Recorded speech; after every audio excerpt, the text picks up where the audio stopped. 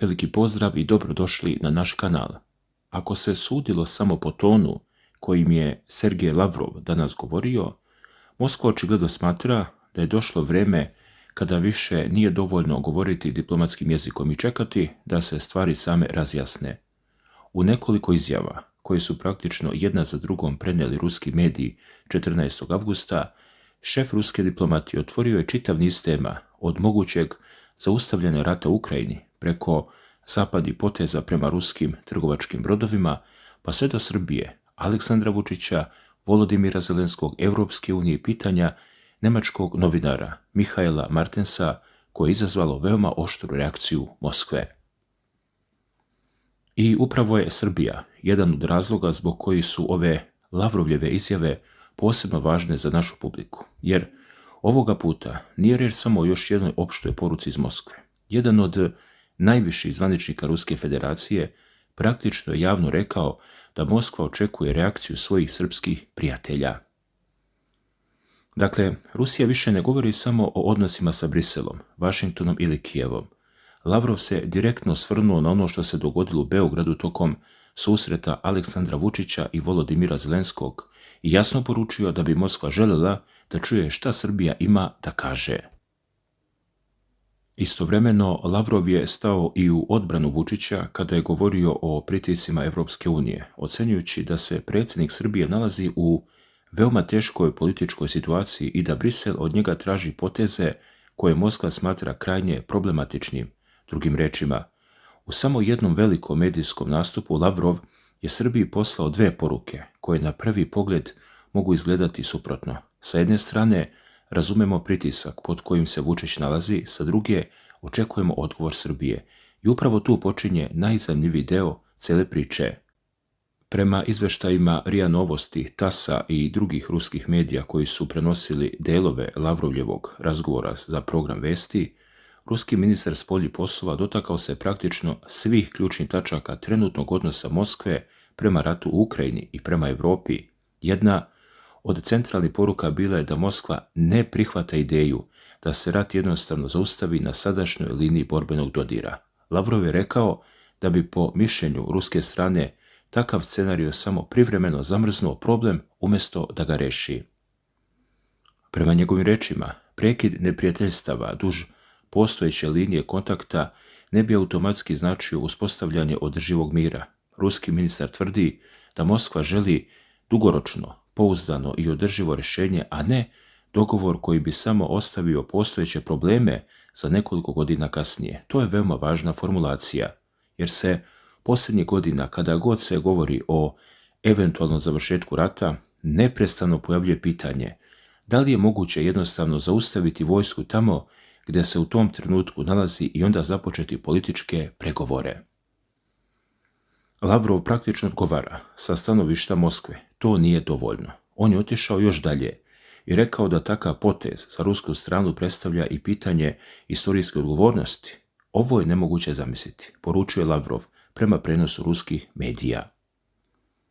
Zatim je objasnio da Moskva ovaj sukob ne posmatra samo kroz današnju vojnu situaciju. Govorio je o ljudima koji stradaju, o napadima koje ruska strana opisuje kao terorističke, ali zatim i o, kako je rekao, odgovornosti za 1000-godišnju istoriju ruske države. To je veoma jaka politička poruka, jer kada ruski ministar spoljnih poslova pitanje pregovora više ne postavlja samo u okvir teritorija, vojske ili bezbednosti garancija, nego ga povezuje sa istorijskom odgovornošću države, time praktično govori da Moskva trenutni sukob vidi kao mnogo šire pitanje od običnog spora oko linije fronta.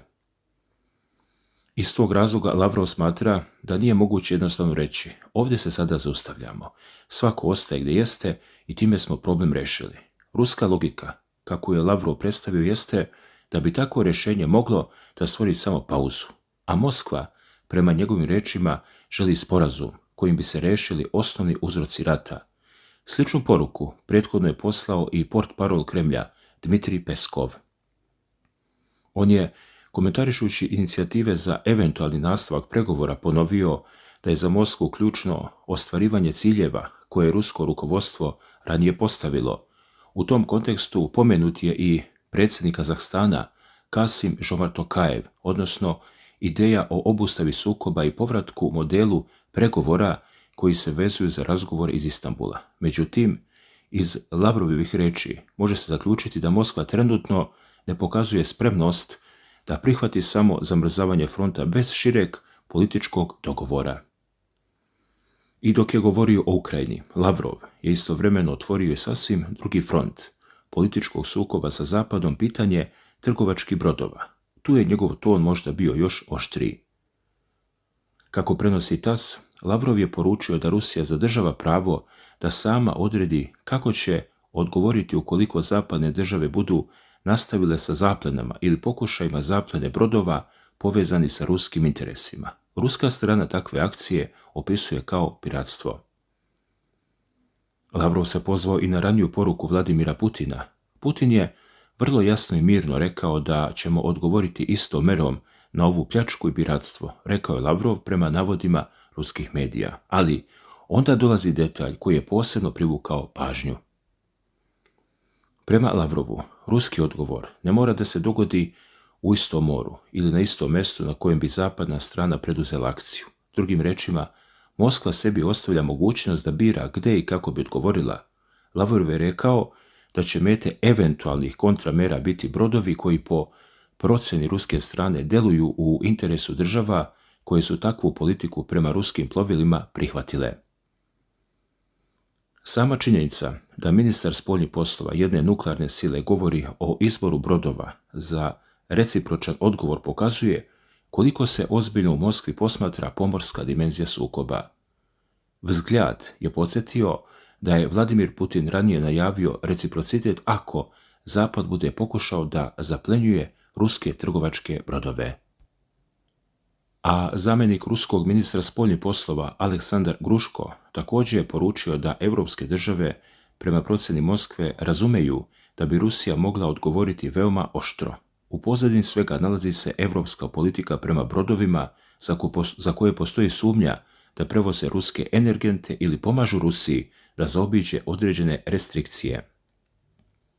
Upravo tu se sada otvara jedno ozbiljno pitanje. Ako Rusija zaista počne da primjenjuje princip koji Lavrov opisuje kao recipročan odgovor, gde bi bila granica između sankcione politike, pomorske kontrole i direktnog sukoba, to za sada niko ne može pouzdano da kaže, ali Moskva očigledno želi da evropskim prestolnicama stavi do znanja da ne smatra da samo druga strana ima pravo da određuje pravila na moru. I onda, usred svih ovih tema, rat u Ukrajini, pregovori, linija fronta, trgovački brodovi, Evropska unija, Lavrov dolazi do Srbije. Tu se njegova retorika menja. Prema RIA Novostima i drugim ruskim medijima koji su prenijeli intervju, Lavrov se osvrnuo na pitanje nemačkog novinara Mihaela Martensa, dopisnika Frankfurter Allgemeine Zeitunga, postavljeno tokom nedavne konferencije za novinare na kojoj su učestvovali Aleksandar Vučić i Volodimir Zelenski. Prema verziji događaja koju prenose ruski izvori, pitanje se odnosilo na to kako Evropljani mogu pomoći Ukrajini da ubije više Rusa.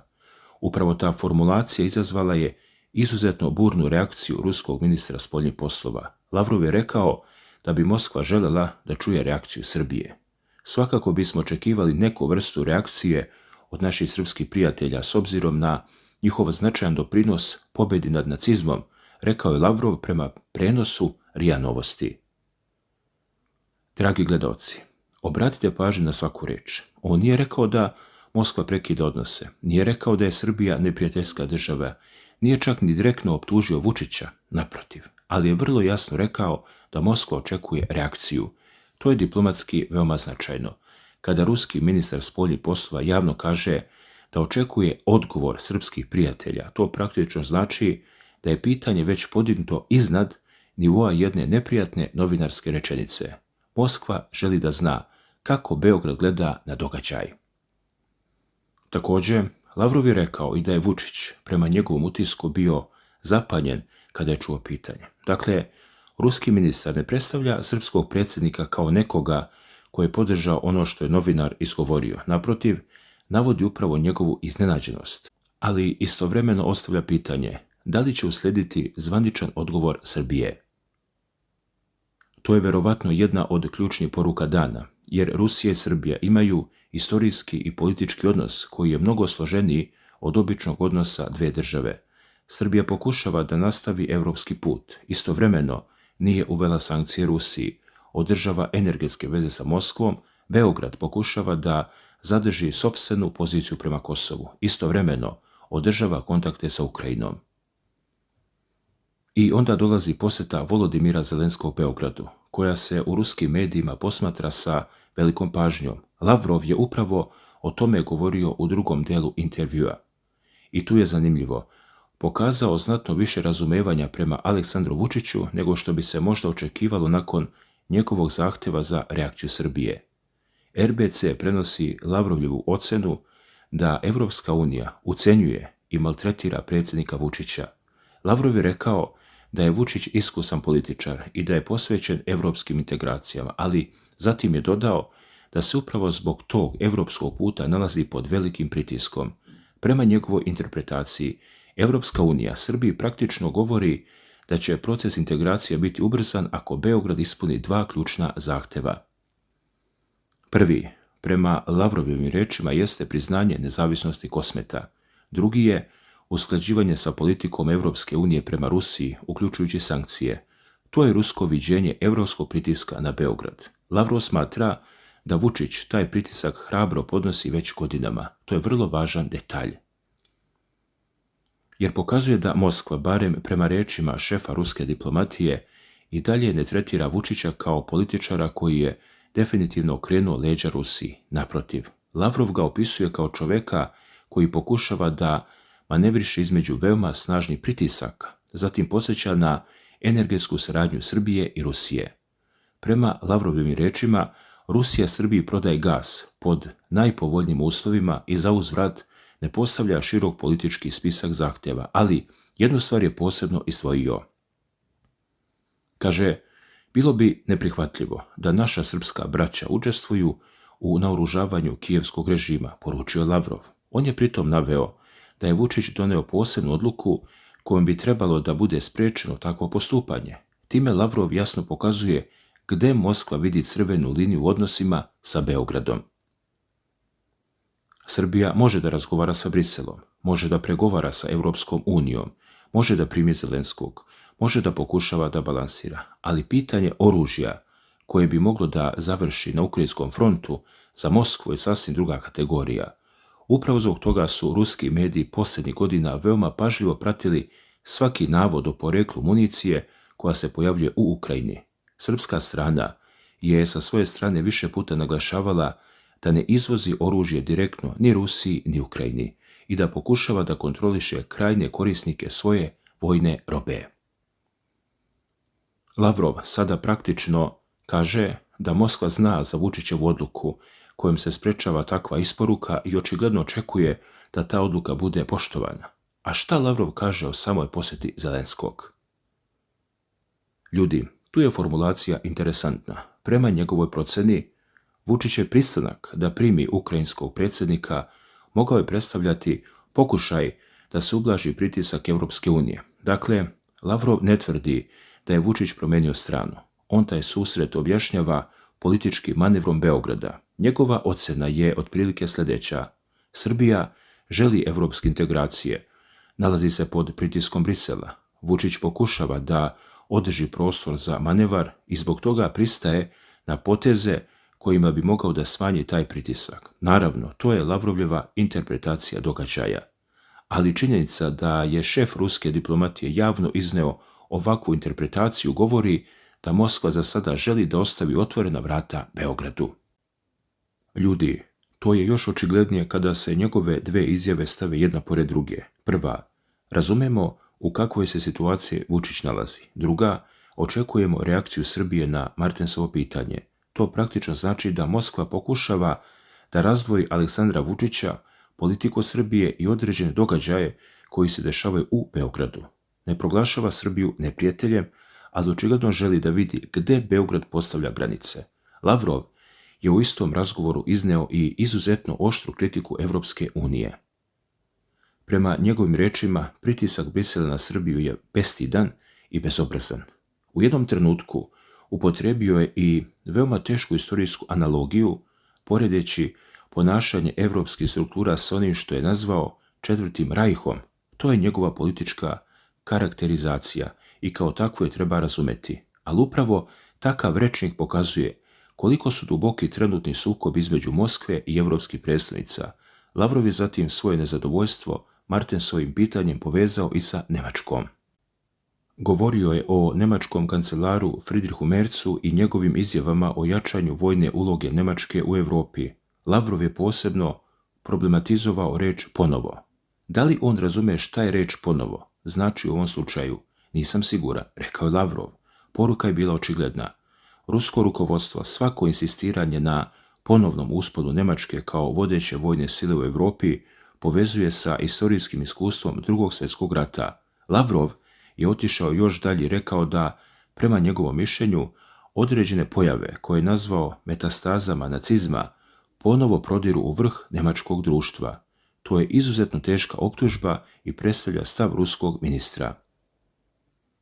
Dalje, Marija Zaharova, portparolka Ruskog ministarstva spoljnih poslova, također reagovala na Martensovo pitanje.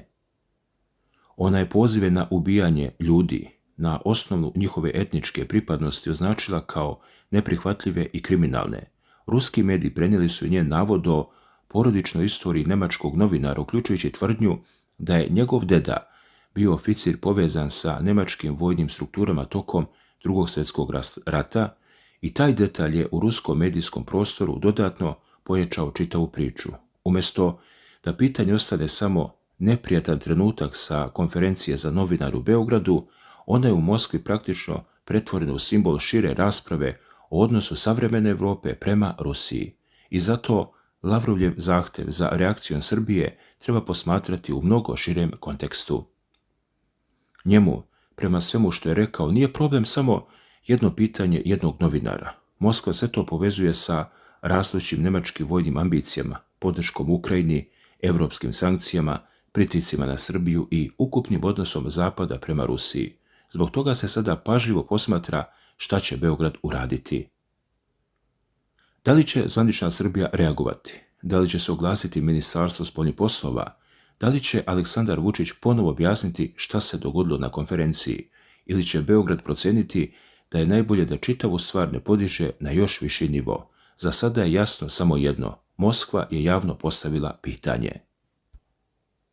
Dragi gledalci, i zato će biti veoma interesantno vidjeti da li ovo samo jedan oštar Lavrovljev intervju ili uvod u ozbiljni razgovor Moskve i Beograda, jer kada u istom danu ruski ministar govori da se rat ne može zaustaviti običnim povlačenjem crta na mapi, kada upozorava da Rusija sama može birati način odgovora na zapadne pomorske poteze, kada govori o mogućem vojnom odgovoru na agresiju iz Europe, kritikuje Njemačku, optužuje Europsku uniju za pritisak i zatim posebno traži reakciju Srbije, onda je jasno da Moskva želi da pokaže da smatra da se ulazi u period u kojem će od svake države tražiti mnogo jasnije pozicioniranje.